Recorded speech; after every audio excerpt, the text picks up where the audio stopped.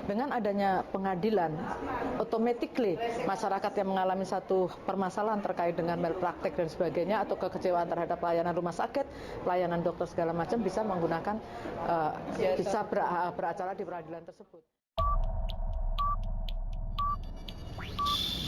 Bunda, ini kan Bunda ada di ulang tahun pertama PKHMK.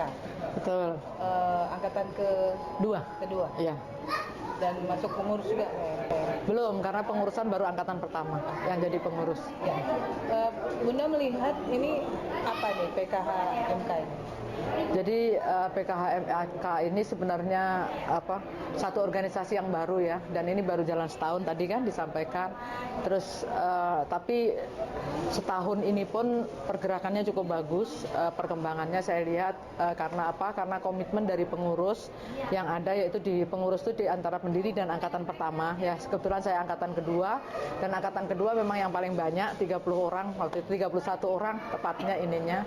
Terus kemudian yang paling menarik adalah ini merupakan satu bagian yang belum ada ya dalam dunia advokat, khususnya karena konsultan hukum medis itu baru ini yang didirikan, baru ini adalah organisasi satu-satunya advokat yang bergerak di bidang medis, bukan hanya advokat juga tapi dari juga sudut dokter. Jadi dokter bisa menjadi anggota PKHMK, juga advokat bisa menjadi anggota PKHMK. Terus kemudian yang paling penting adalah menariknya karena selama ini sebelum ada organisasi ini orang-orang masyarakat awam mungkin banyak belum tahu juga ya, karena ini juga baru.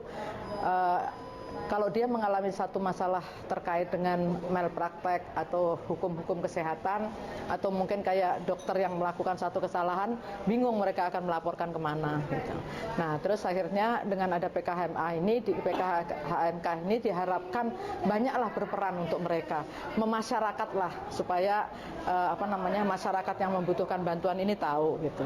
Nah itu yang paling penting, yang utama. Terus kemudian yang kedua adalah ini kan rumah sakit dan dokter-dokter ini kan berkembang makin besar ya. Terus kesehatan itu kehidupan manusia setiap saat terkait dengan kesehatan. Nah karena terkait kesehatan itu berarti konsultan hukum ini sangat penting lah perannya untuk masyarakat. Itu mungkin yang paling utama.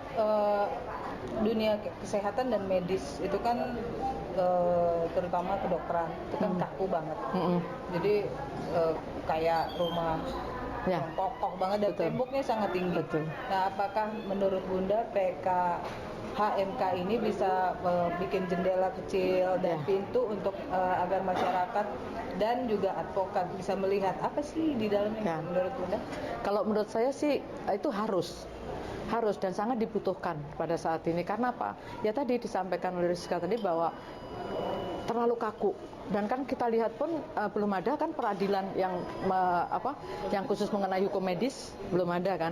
Jadi pengadilan hanya adanya di pengadilan hukum dan medis belum ada. Nah inilah ide dari PKHMK ini supaya bisa mendorong ke arah sana. Dengan adanya pengadilan, automatically masyarakat yang mengalami satu permasalahan terkait dengan malpraktek dan sebagainya atau kekecewaan terhadap pelayanan rumah sakit, pelayanan dokter segala macam bisa menggunakan bisa beracara di peradilan tersebut. Kalau sekarang kan tidak, begitu kita kecewa dengan dokter, kita laporan ke ID, ininya hanya sidangnya mereka sendiri di Mahkamah Etik, Kode Etik itu. Nah, dia hanya mereka sendiri dan itu pun tertutup. Putusannya pun tidak dibuka. Jadi kalau kita pun sebagai lawyer untuk membutuhkan bahan tersebut tidak memudah untuk mendapatkannya. Ya itulah yang tadi itu. Temboknya itu ini terlalu kuat dan mereka itu tertutup sekali. Nah, itulah. Itu jadi perannya sangat penting. Insya Allah lah kami harapkan, khususnya saya sebagai masih anggota ya, mengharapkan supaya peran PKHMK ini sangat besar ke depannya dan sangat bermanfaat terkait dengan masyarakat yang bermasalah dengan medis dan kesehatan. baik terhadap rumah sakit maupun dokter. Kan ini udah 1 tahun nih. Harapan Bunda untuk PKHMK ini? Harapan saya makin dikembangkan anggota. Jadi perbanyak untuk pendidikannya, makin tingkatkan ininya, dan ini cukup bagus sih pendidikannya. Saya lihat cukup bagus karena menambah banget pengetahuan kita sebagai lawyer ya. Nah, dikembangkan seluruh Indonesia supaya cakupan-cakupan itu bukan hanya di Jakarta atau 1-2 di daerah, tidak, tapi perluas karena mengingat tadi saya sampaikan bahwa kehidupan masyarakat itu, kesehatan itu berhubungan langsung. Yang kedua, rumah sakit juga sudah tersebar di seluruh Indonesia sangat banyak. Jadi perlulah dikembangkan semaksimal mungkin. Terima kasih.